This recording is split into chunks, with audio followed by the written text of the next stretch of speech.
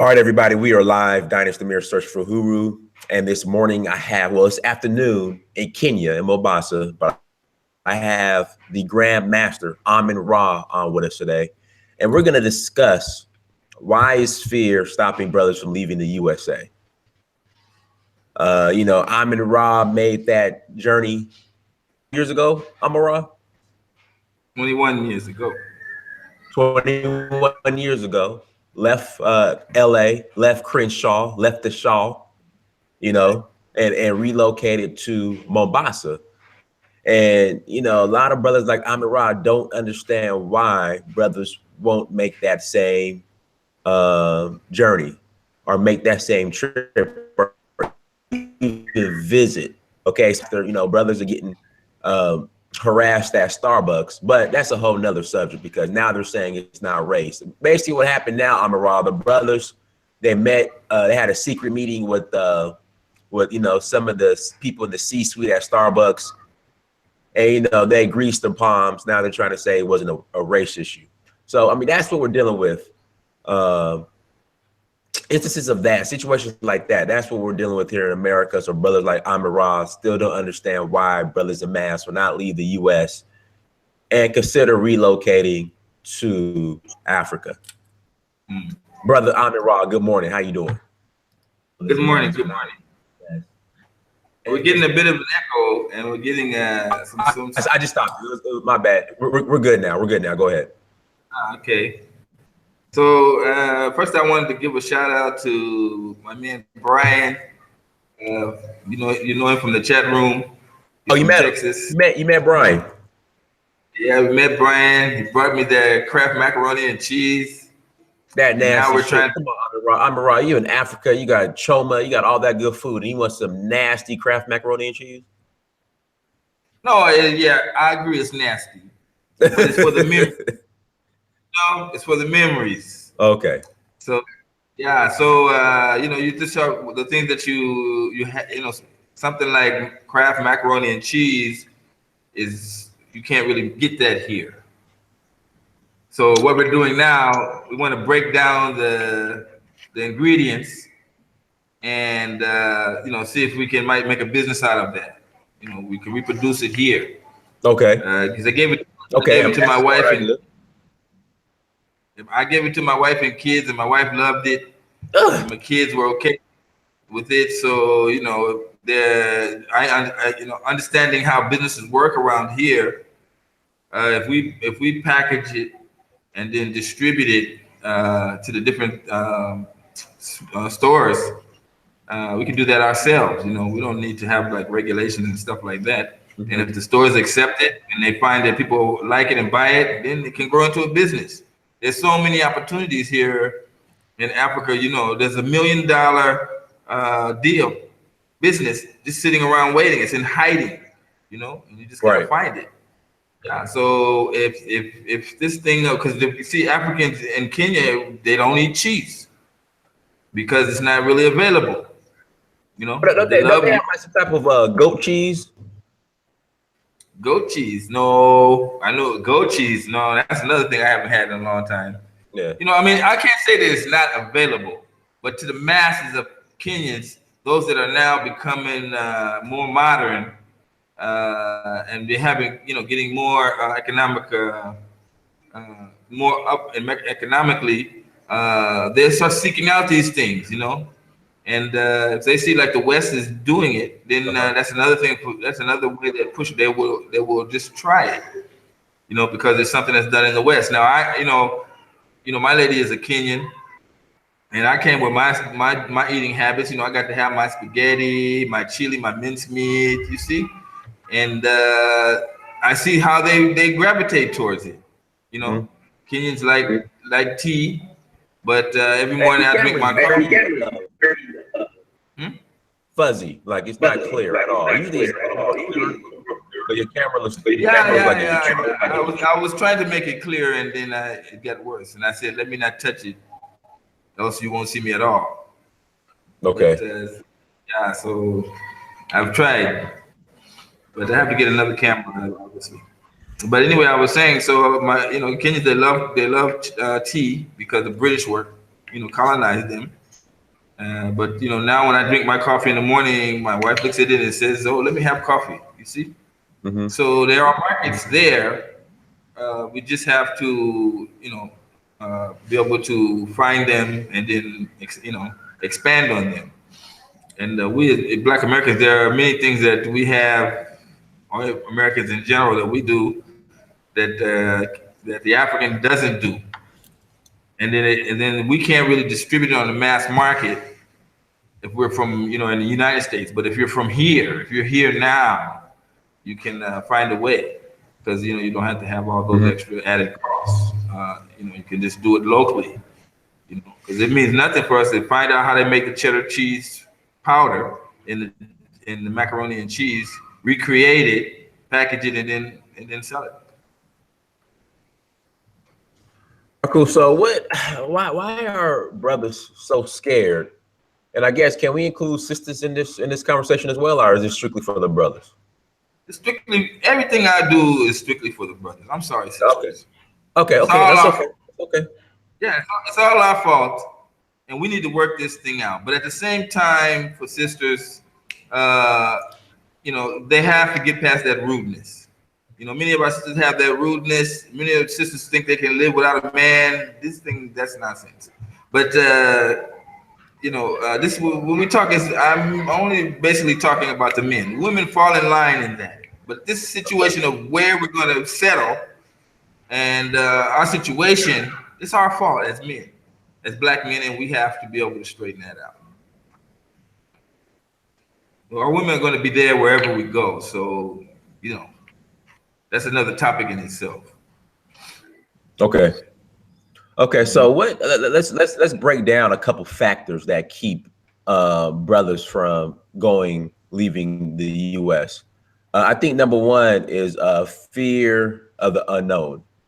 Uh, but the issue is, you might have a fear of the unknown, but brothers are so ignorant, they won't even just go and visit. They'll just take the word of what they see on racist media. Why is that, Amirah, in them determining their narrative when it comes to Africa?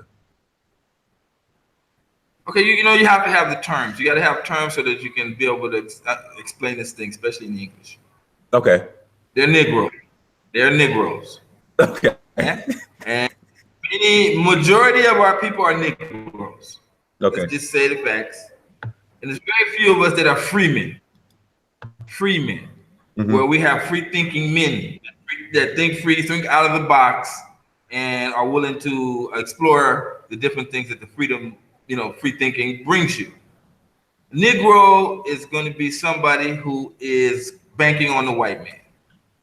At the end of the day, when you break him all the way down, he's saying white is best, because he doesn't. I was gonna say, you're going in and out, brother, a little bit.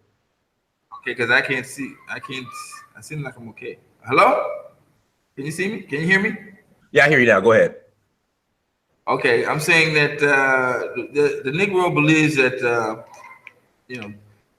is banking all his game on the white man, and this is the issue. We as Black people have to stop that. And this is another reason why you find so much resistance when you talk about people going to Africa, moving to Africa, because that whole thing of that house Negro is like, and leave this white man, this good white man. You see, that kind of concept. So because they're walking around and they believe that he has done all these things, and this is just not true. He's not done all these things.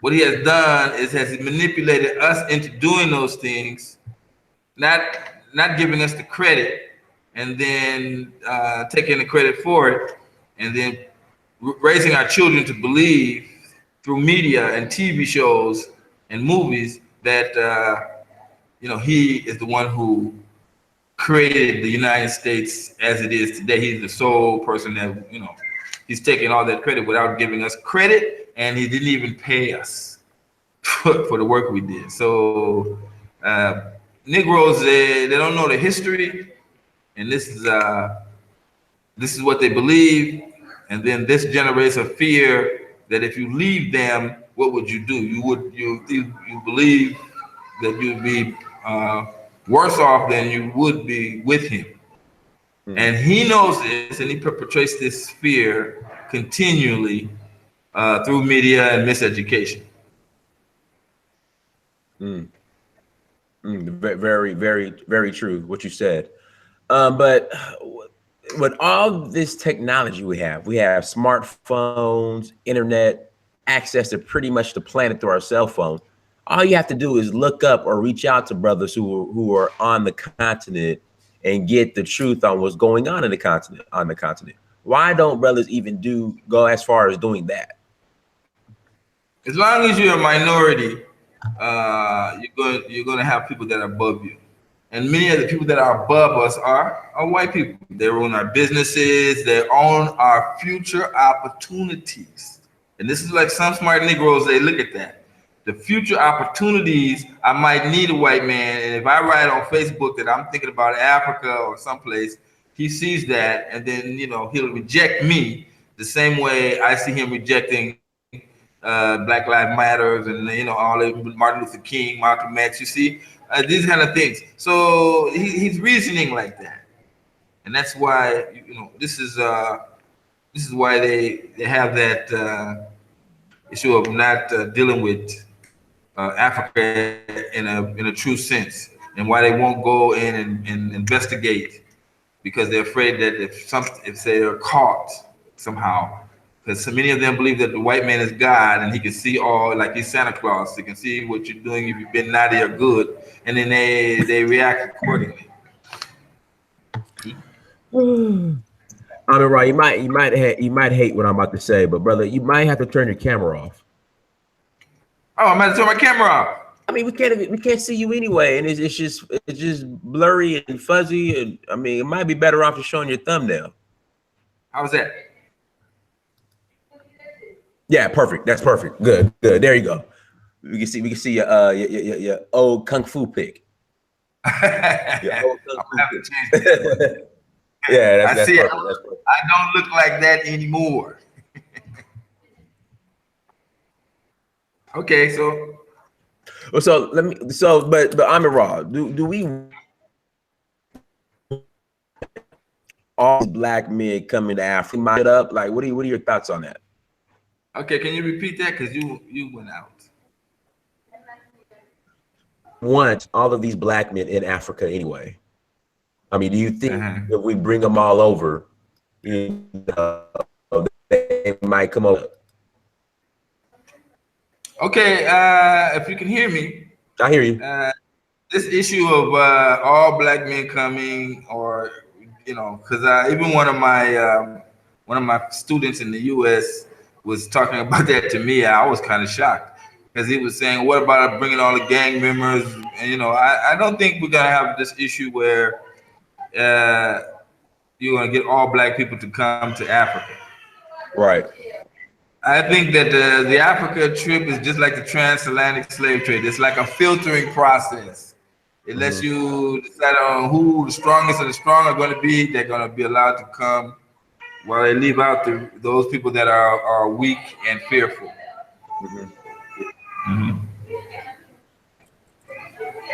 Okay, but again, I'm still not buying. Our brothers have so much fear when it comes to Africa. I'm not buying the excuse in 2018. Am I being unreasonable? Okay, you see, you have to understand. Okay, this is dealing in martial arts. The whole basis of the whole thing is about fear. The physical fear is there are different types of fear. Okay, and as I was teaching my son this morning about the reason why we take martial art is so that we don't have to fight, not because we have to fight. And that there are different levels of fear. There are warfare. Well, let's say warfare, because this is what we're actually involved in. So there's war in your relationship with your woman. There's war in your relationship with your co-workers, your boss, you see? And how we deal with these issues is how we decide on how successful we're going to be. Now, the greatest combat field or fear is the fear of physically being hurt, the physical. You know, Right. that's the foundation of all our fears, is the fear of being injured or killed or hurt. So that's Right. why as you grow up as a boy, you know, you get bullied, and you know, you just some boys can't even deal with that. You know what I'm saying? They run far. You know, I remember I had to walk around the corner on another side of the block, on another block, to go around the block where I know the bullies were. And Right. this goes up in us. So psychologically, we have to be able to address this situation psychologically, because it's a fear that is like a cancer, like an old rotten thing that's been inside your body for so many, so many years since you were a kid.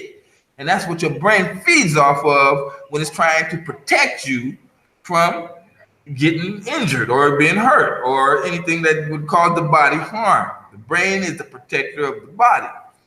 So when you start talking about leaving, and you have this subconscious belief that the white man is everything, it's a fear. And unfortunately, a lot of us have it deep down inside. You know, that's what we believe, that this guy is better than the African. You know, and this is a sad case. You see, the whole thing about black, when we, we're, that movement of, we're black and we're proud, and black is beautiful. It was to fight this issue, that we was to fight the Negro who has believing that the white man was everything, and he's looking around and saying, "Look what the white man has, and look at us." You see, we don't have, but we do have. You know, but we just don't know. We don't see, because the white man continually puts out this media thing that subconsciously supports his idea of who's on top and who's on bottom. And we all see the results of that in almost every statistic in the How US. much do you think? How much do you think Stockholm syndrome plays in this fear? Stockholm syndrome? Yes.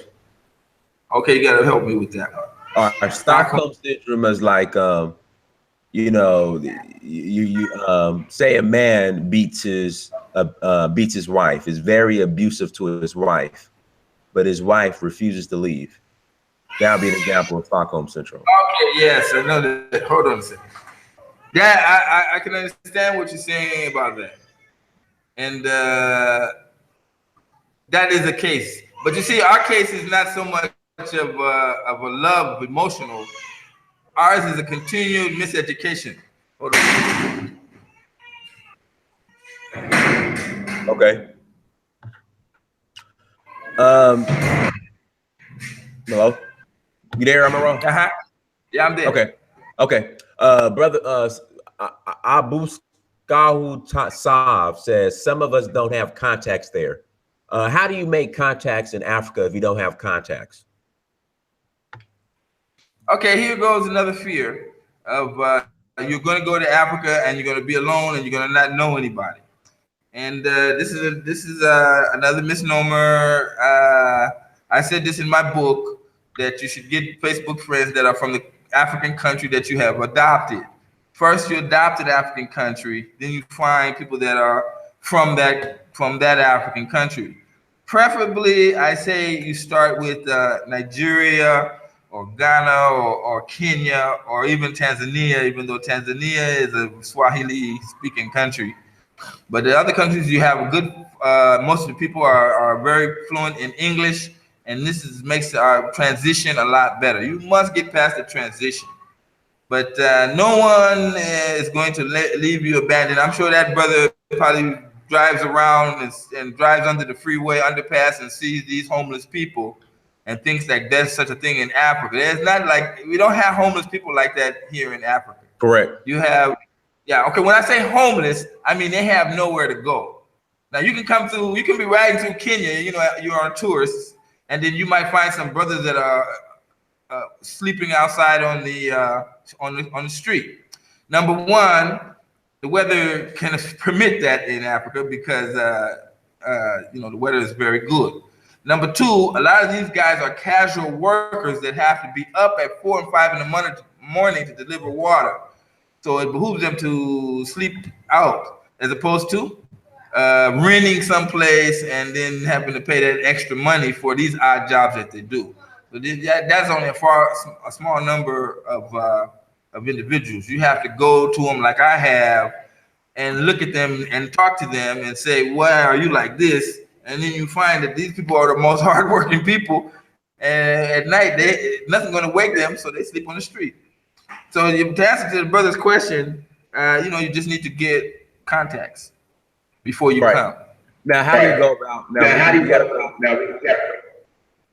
We got to break it down for him. How do you go about getting contacts? Like, what's the best route to doing that? Okay, like I said in my book, the first step is to adopt an African country and adopt an African city. That's where you're going to go. You got to get that in your mind, because all this thing is dealing in the mind. Once you start, you got to get your mind start working in a direction and start taking action towards that goal. So let's say you take Kenya. Kenya, you want to come to Mombasa. Let me just use my hometown here. Not my hometown, but hometown. Mm-hmm. But you want to come to Mombasa. So now you go on Facebook and you search Kenya, Mombasa, and you'll find like 1 million people that are there. So you find people's Facebook profiles that are around your age. And then you just start messaging them saying, I'm a Black American, I'm tired of America, or I'm a Black American. I don't believe that Africa is a great place, but I'm going to come and check it out. Can we be friends? Boss, that's it. I mean, that's it. That's all you need to do. Do that to like 20 people, and I guarantee you'll be getting some responses. And don't forget that when you click into a profile of a Kenyan that's in Mombasa, he also has friends, and many of them are also in that city. Right. Get what I'm saying? So it's not very hard when you use the Facebook model. Okay, so I mean that's how I did it. I used the Facebook model.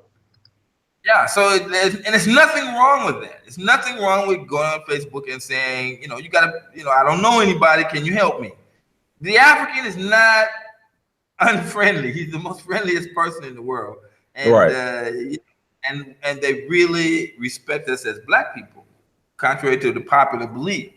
So to get in is not a problem. The trick is that you should have 2 sets, and you should not mix them. You should have the friends. One group of friends on Facebook for this that know each other, and then another group, your backup group.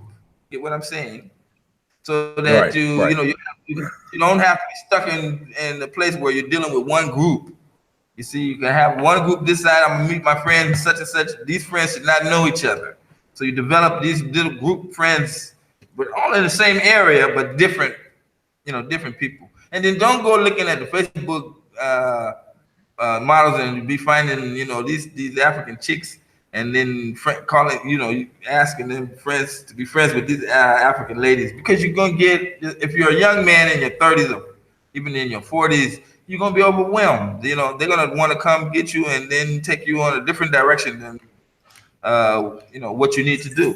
And what you need to do is make a foundation for yourself, and that foundation should not be get married and live with a woman, because then you put in the cart before the horse.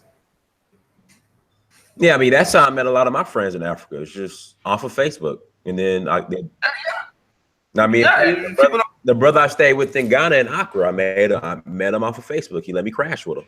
The brother that took care of me when I was in Kumasi, I met his cousin off of Facebook, and she set it up where I could crash with him. Yeah, that's how I do it. Yeah, so you could be surprised that many of us are using Facebook, and there's nothing wrong with it. In fact, that's what the tool is designed for, and the site is designed for, and you should use it. And it's much easier today. Now, when I came, there was no Facebook, but you see, I had already made friends, Kenyan friends, in the U.S. So when I went back, when I finally went to Kenya, I was put up by people who I knew from the U.S. Kenyans, which I knew from the U.S. So it was easy. But I mean, in less than 3 weeks, I had made new friends, and the that I felt far close to than the people that I knew when I was in the U.S. Because most of the Kenyans that are in the U.S. are struggling to either stay in the U.S. And work for a living, or they have their mindset on school. No, you're right. And then that's another thing too. In your city, if you have any African communities in your city, whether it be Nigerian, Ghanaian, you can reach out to them locally and get to know them. Usually just go to the local restaurant, find out when they are having an events or celebrations, go, and you can meet them that way too. And then let them know like, hey, I'm interested in going to your country. Do you have any family or friends still there? And they'll be more than happy to connect you. Yeah, so you see that More than fear happy. is, yeah, that fear, part of that is fear, and then part of that is an excuse. When brothers start asking this question, and you brothers, you be singing this same question so many hundreds of times. Yeah, you fear, and then you try to come up with reasons and things that will help your fear be justified. And your fear can never be justified because you in the wrong country now. How can you want to be in a country where people don't like you? They use you and they miseducate you. You see, if one of the things that really pissed me off about the about whites is that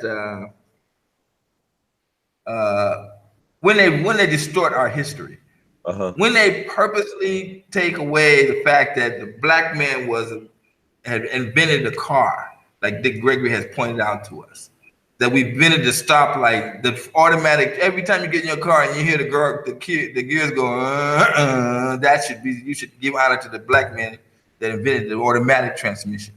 We are highly intelligent, and that brings me to another point about the Negro. That he needs to understand this thing clearly.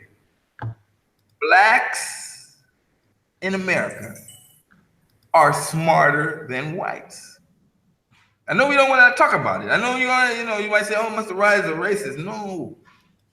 The whole purpose of what they're doing to us is because they know that we are smarter than they are. They could not build America without us.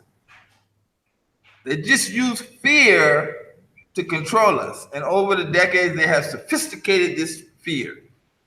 At the same time, they still make the market make you believe that, you just lucky if you can be around them.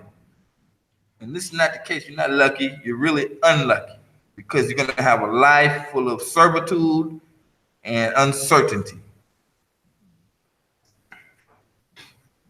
All right. Somebody in the chat room says, nobody is scared. It ain't nothing in Africa. We struggling in America. If we go to Africa, we will struggle. What are your thoughts on that statement? Okay, next question, because that's so stupid. Because we should be tired of this. We should be tired of this thing about talking about Africa. But again, Rahh, this is the sickness we're dealing with. This is what we're dealing with.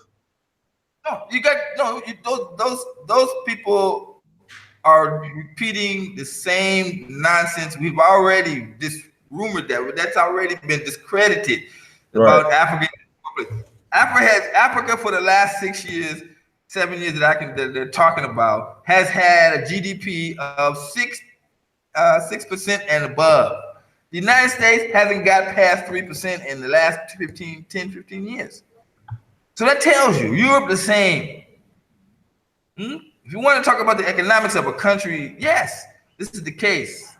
But they keep on putting movies out that don't talk about the economic situation, but show you some sort of beautifulness of America, and you believe it. They keep on putting these movies out about showing Africa being some sort of starving planet, and then you feel good that you think, I'm glad I'm not over there with them starving Africans. And it's all fake, totally fake. So, this chick from Ivory Coast, she was half Ivory Coast, half German. I don't know if you saw her on TED Talks. It's been about 3 years now. And she came up with the most beautiful question. Why is it that Africa has that 1% one note of your currency, talking about the U.S., is worth 1,000 notes of our currency. Yet Africa is the one with the resources and the minerals. How is that? You see? Mm-hmm. And she also went on to quote the French president, France's past president, when he said that if France let go of Africa, they would immediately slip into a third world status. Correct. Correct. That's all. That's all. Yeah, this is you. So I'm saying, Negroes, you need to stop. Okay, because if you think people are starving in Africa, France surely doesn't believe that, and the United States surely doesn't believe that. Keep in mind that after OPEC, after Saudi Arabia, Nigeria is the next biggest exporter of oil. Kenya has also found oil, and the president of Kenya was just in Europe, in Britain, making trade deals about the oil that we have discovered here in Kenya, and they're still exploring and finding more and more oil in the country, as well as all the other minerals that are still being mined here. Oil system, those little oil pumping things in Texas. They did look like a little horse, and they kept rocking back and pumping oil. Right. They're all gone. They're all gone now because all the oil in America is gone. What does America have besides the breadbasket, where it's the farmland that they have in South and North Dakota, and even the green basket of California is drying up because there's the water table is being sucked dry by the continual expansion of the modern cities in California. You're in the wrong place. Considering the fact that Africa is 6 times the size of the United States, you can just, there's so much land here. We can go on for centuries, and then there's enough land for everyone here. So I don't understand why we have to keep having this conversation like it's America against Africa. You'll lose. Hey, Amenkrahh, Turkey wants to know, why are there so many Arabs in Mombasa? There are not a lot of Arabs in Mombasa, considering that the fact that if you're going into the main island, Arab traders are there and Indian traders are there. But I have friends, I know them well from friends, and I know that that numbers are diminishing because the children of these Arabs today, utilizing the social media, are opting not to take over the family business, but to go back to the countries. So many of them are going back to Saudi. Many of them are going to Dubai. These boys would rather go to Dubai and make businesses there than to stay in Mombasa, because the African is in charge, and he's not joking. You see, whenever you see an Arab there in Mombasa, that guy makes his money, making money off of businesses where his customers are black. There are some small traders, tiny traders that usually do goods in Arabs, but they got one little small business because they decided to only do business with their own kind, and it ain't that many of their own kind. So the Arab also knows he has to expand his business to take in black customers if he wants to build his wealth, to be able to send his kids to good schools and go to college. So he does that. And there's 2 different groups besides that. Yeah. So you go outside of the island and it's all black. It's the same way if you go to Israel. You go outside of Tel Aviv, and you're going to see it's black. It gets blacker and blacker. Even in Cairo, you're there where the majority of Arabs are. If you move outside of Cairo, the farther you go out, the blacker the people become. There's no way that there are many of them. No, they don't run things, and they don't get into the government issues either. So. Hey, Joey T says, I love the show, but I feel like you are mischaracterizing African. Man, just echo. I love the show, but I feel like reasons African Americans did not go to Africa. It's not all about irrational fear of primitive people. We have real concerns. What would be your response to that without him first giving his concerns? He's lying or he's misleading himself. He's fooling himself. He's completely fooling himself. There is no situation where you get to sit down and decide like you got a choice. You're being murdered in Africa. You're being eliminated. I mean, you're being murdered in the U.S. and you're being eliminated. Black men 3 times likely to be shot by the police than the average American. You're in the murder capital of the world, and you're gonna sit up here and decide you're gonna sit like you got some sort of choice. You only got one choice, my friend, and that's to leave. Otherwise, you can keep on staying there, and the situation is going to the population of black people slowly decreases. And you can sit on day to day, and you can pretend like you don't see it on a day-to-day thing. Go back and forth to work, and go home, and then sit and watch your TV or play on your Nintendo. But at the end of the day, when you look at the way you were raised and the way your parents were raised, your situation, the black situation today, this generation is worse off than the previous generation. Now, what makes you think that your kids are going to have it better than you? What makes you think your black kids are going to have it better than you when they get into the workforce? We're all going to die. We're all going to grow up. Your kids are going to grow up, and then are they going to have jobs in businesses? Being that your numbers are going to go down even more, and Hispanics numbers are going to go up. You're joking. Like you got a choice. You sitting there talking about, well, we got some real concerns. No, you don't have it. Your concerns is simply get your ass on a plane and come see for yourself. You see, it's only like that.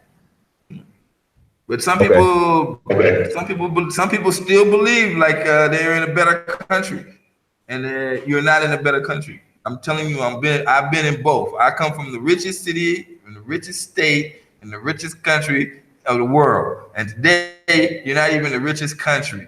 So you should see things are changing. Yeah. Poor trucker now. How's it BS? I'm sorry. Now, someone was saying that it's BS what you were saying, so I don't know where that's coming from, but I don't know. Saying BS. You're welcome. Hey, Turkey said that the last video we did on as far as you changing your name, Turkey said he went to his family. He got enough balls to go to his family to tell him that he's going to change his name. Yes, that's great, and then see all the great feeling that he'll get behind that. At the end of the day, that is him. He can take that full credit. We have to do this. What the Negro has to do. He has to realize that the black man, he's not as smart as the white man, but he is smarter than the white man. Now you saying I'm putting this thing into black and white issues. Yes, I'm putting it into black and white issues because the white man has a problem. Let's remember President Johnson, LBJ. Mm-hmm. Let's remember him. Yeah, because you don't see much about him in history because they're trying to keep the history from you. I tell you again, go read up on Lyndon B. Johnson. Lyndon B. Johnson, the president, said that when he interviewed whites, poor whites, the poor whites, he said what he found out when he was trying to bring civil rights into fruition. He said the whites only had one concern, and that wasn't about money, jobs, or progress. They only had one concern, and that one concern was that they needed to be known that they were better than the poorest white needed to know that he was better than the highest black. Now you listen to that statement, and you might just overlook it. But this from the 1960s, this is what the mentality of white people were. The mentality of white people who are in charge of the government. When you go to Congress, who is the one that's in charge? When you go to the Pentagon and you go into the war room, there ain't no black men like on West Wing. Ain't no John Amos there. It's all white, old white men. And they all come from a certain mentality. And that mentality is that they must show that their people, their children, and their wife, that the white man is better than the black man. We should stop being afraid to say it. We are smarter than them. They came from us. So I don't understand how a copy can be as good as the original.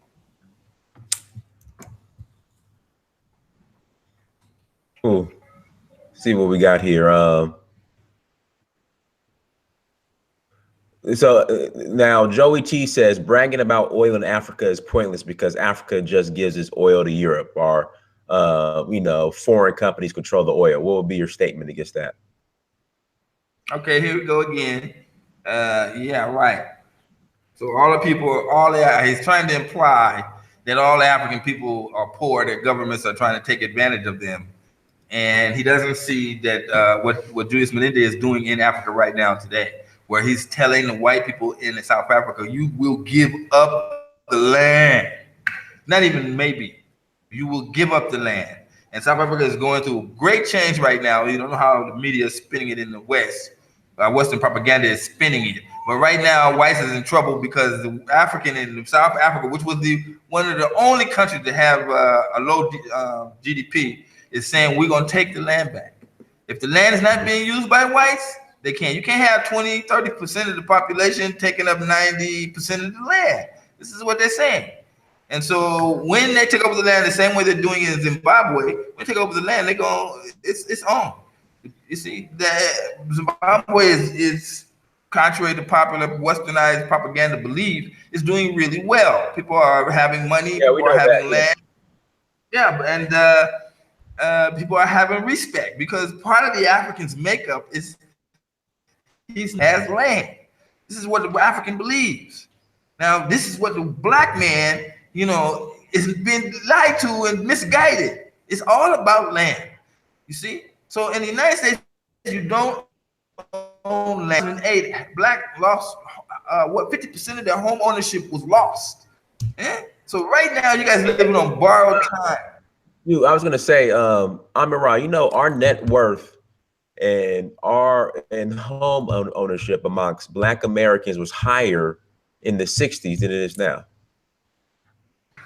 Yeah, well, I'm saying that's why I was saying to the other guy that was on here talking about he's sitting there like he can judge Africa compared to the United States. If he only knew the truth, he see that he had no comparison.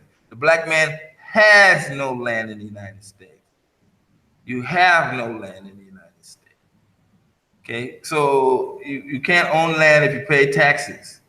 Now the African countries, the modern countries, are having land and they're charging taxes. They're starting to do that now, but there are still great many areas where you can have large tracts of land and you not pay taxes. You own that land, but like again, land is useless if you don't have someone to tilt that land. And Africans in the African communities, they can get land and everybody put their boots together. They can build one house a day, and then you can create a habitable homestead for the people that are living there, and then you go help your neighbor with his. Mm-hmm. And this is the African way. This is the way we're going to be able to do it for that come here with no money. They're going to have to be able to get along with each other and the indigenous Africans and support each other. And I think that once they realize that the African is willing to support them, they can go far. They can go far. There's so many business opportunities here that it's just ridiculous. And Africans in their traditional mindset are not taking advantage of them. So here's an opportunity for us to come in, not a large wave of us, but brothers that are committed to changing their lifestyle and want to be free, and they don't want to be. They're tired of being a minority. They're tired of walking somewhere holding a woman's hand, and then a white person drives up in a brand new car and make you feel bad. See, you don't find that here. You see, you don't sit up there. You got your girlfriend. You're sitting on the couch watching television.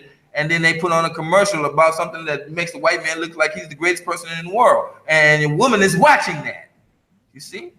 And that's why she's angry and upset and saying, "Look, if you can't get off your ass, we'll do it ourselves." And but she don't have nowhere to go. She can't think about it. She can't even think about going to Africa. Because her fears are genuine. She cannot protect herself coming someplace independently by herself.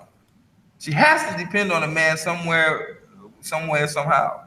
So it's time for us to stop, going down these wrong roads. It's only one solution, and that solution is that. And you got to believe that. Stop being a Negro and stop believing that the black man is not superior to whites. We are superior to them. Francis Cress Wilson clearly pointed this out. Genetically, we can destroy them. And the black man should just stop and think about what that means. If put yourself in the white person's position and his white daughter marries you, your black son. And you see, his kids are going to come out with color, and white race is automatically destroyed. And this is what's going on, slowly but surely, as they are already admitting that the white race is going to be a minority in America, and this is going to continue. And the ones that they become smaller in number, they become more tighter in what they're going to do. They have more strength because they come together like that. And when they come together in smaller numbers, you better watch out because they're removing us just as fast as they're being removed in America. Someone said somebody said a false or an outright lie. The number one black people in Africa are single black women. Yeah, the Grace has a point to that. A lot of single black women are moving to Africa. Okay, I haven't seen that. And what I have seen is that there are a lot of African women that are becoming single mothers here. Okay, in Kenya, okay, in Mombasa, I don't know that many chicks in Nairobi. But my wife owns a hair salon business. She has hundreds of clients, and I'm hearing these stories from her regularly that a lot of Kenyan women are having trouble. But we've been having this. The African has been having this trouble trying to follow this Christian mindset just as long, since it became out. And now with social media, it becomes easier for us to divert from the traditional norm and seek out different partners. And this is what's happening with the social media craze here. Africa is the number one continent when it comes to online banking and mobile phone usage. Mm-hmm. No one uses the mobile phone more than the African. And so, I've seen this thing where social media, you can make so many contacts through social media. Now, another thing you see, what we as Black Americans may not realize is that the African is here on Facebook and on WhatsApp, and they're creating these groups that are for their tribe only. So you got like a Kikuyu tribe, and then you got a little tribe group, and you see they go back and forth in there. And what's going on inside those sites? Nothing really. There's no call for arms. There's no call. They send a lot of jokes back and forth inside these groups. Other tribes infiltrate these groups, and then they make comments, and then they talk on much. It becomes entertaining. And you know why the majority of these sites are entertaining? Because the African is free. You don't have a Mzungu to come after him. The people are living life and enjoying themselves. These kids, I'm teaching these kids in primary school, they have no clue about slavery. They have no clue about the white man running their lives. They don't have no clue about racism, no clue whatsoever. And guess what? I got children that are here, and they have, my kids, for me, don't have any clue about racism. It is not even anywhere on there. Black Lives Matter, they don't even know what that is.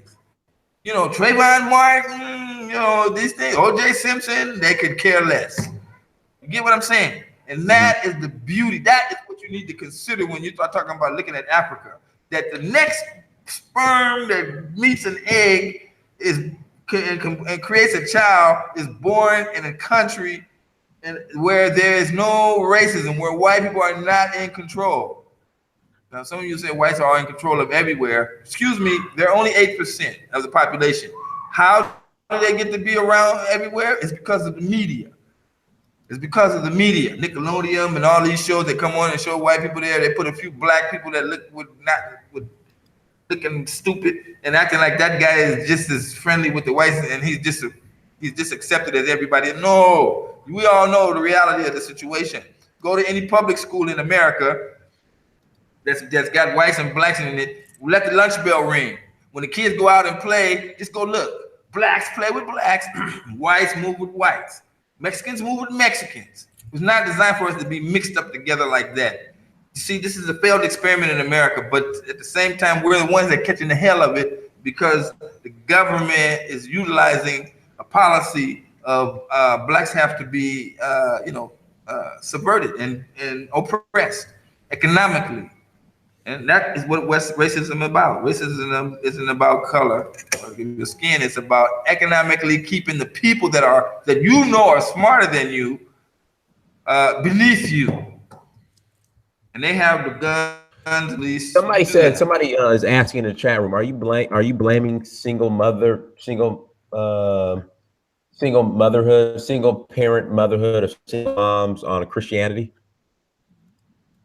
On what? I didn't see that last part. Are you blaming the single mom, I guess, epidemic in Kenya on Christianity, on religion? You have to remember, now not every woman is a strong Christian, but she has she has chosen that value system. And in that value system, she takes bits and pieces of it, and then she inverts that into her life.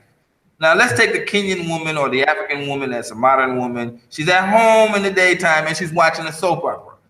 Oh, yes, they have these Filipino soap operas here that they give out. And the soap opera has the women in there with the man, and the man is seeing another woman. You know how the different stories go. It's always about some sort of thing. But an Arab person cannot understand and grasp the soap opera because he's not a Christian base. So when he's watching the show and the man has a wife and he goes out talking to another woman, he doesn't see that as wrong because in his culture you can have more than one wife.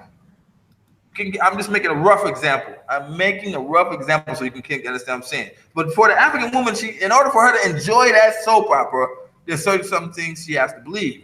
It's the same thing with the TV series called Cheaters. Yeah. You're familiar with it? Yeah, very familiar with that. Your man is out with another woman. You got to act a certain way because you've been trained to believe that what he's doing is wrong. Instead, if you follow the original African culture, say, what is it if my mate is happier with another woman, then I should understand that and deal with it accordingly. I should not beat him, slap her, because I have a belief system that says the man is mine, that's my property, I own him. You see, if he goes out with another woman, oh my God, that's grounds for divorce. Yeah. So the Christianity base, and these things are actually not even in the Bible and Christianity as such. But we have this in us, and many of the TV shows and soap operas that we watch, in order for us to enjoy them, we have to be aligned and understand a certain base of relationship base, and those in Christianity. If that can make any sense to what I'm trying to explain to the person. All right, let's see what else we got in the chat room. We'll go ahead and everybody who's super chatting, thank you so much for super chatting. Thank you for joining us this morning. Thanks. Please thank amenkrahh for joining us as well. What we'll do, we'll go ahead and close out, brother. What else do you want to share in closing with us? I want to share this thing. I know I'm talking about white people, and that makes a lot of people nervous. You should not fear. You should not fear. What if you see like whites don't want you to know your own history, and they have many ways of where they block us from our own history, and they miseducate us through our own history. You should see that there's a reason for that, and the reason is that they need to know that they are better than us when they actually know that they are not better than us. White suicide is a big problem, and a lot of it is based on the fact that they know they're inferior. That they know they're inferior, and we can't understand this as black people. But whites in the general, they can understand that. A white man can walk down the street with his white woman and walk past a big, beautiful black man, and he can feel very intimidated simply because of the fact that he knows he's lesser than that. If if we run fast, if nature has let us run faster, jump higher, and move faster, and fight better, then what's to say? Why can't it? Why not be more intelligent at the same time?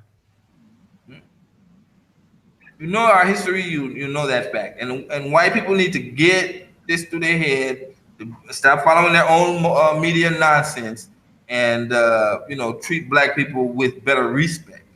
But since 400 years, they've not done that, and it doesn't look like anywhere that they're going to change anytime soon. So you're in a game, you're at a card table, and you've been losing this game for 400 years. It's time to step up, get up from the game, walk away from the game. And that means walk away from the United States. And you have Africa as your best possibility, where you can get a chance to have children that will be mixed right in with the society, and you can just leave all of that racism and problems that you have in America alone. One of the greatest, saddest things is when you get up into your 30s and 40s and 50s and you realize that your life is being controlled and that you're not being respected for your ability to the point where you're respected completely for your responsibility. It's a great feeling when you can walk around and not feel like a minority. Some of us have been in it so long, you just feel used to it. When the policeman comes to your car, pulls you over and taps on your window, when you look up, that guy's going to be black every time. When you write your congressman, he's going to be black every time. Your president is always black. So it's like, come on. This is what you want. This is what you're fighting for in America, and there's no reason for you to fight for it. Why fight against them? They don't even have the best land. Hurricanes, snow, wind, chills, earthquakes. You don't have that in Africa. Africa has beautiful land, beautiful weather all year round, beautiful people. They don't have a high murder rates like what you have in the United States, and the people are much more caring. It just doesn't make any sense why you would want to still stay there. And on top of all of that, Africa is rising and growing economically, and that means more opportunity for your children than you would get if you were in the United States. All right, brother. People want to know, how can they contact you, and also let everybody know about your book as well. Okay, I'm gonna give away free copies of my book now. Okay. Where? So I can post it in the chat room.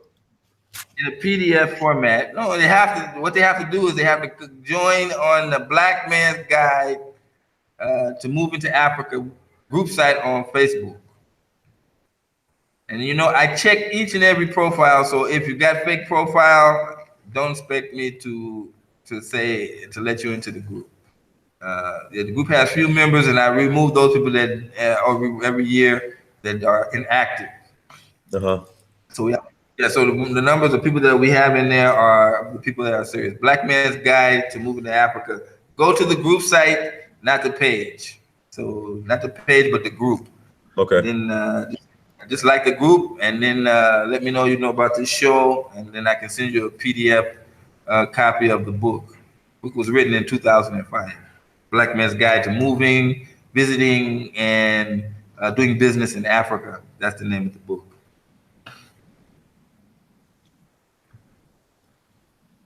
All right, brother. Hey, Amenkrahh, it's always a pleasure. Thank you so much for joining us.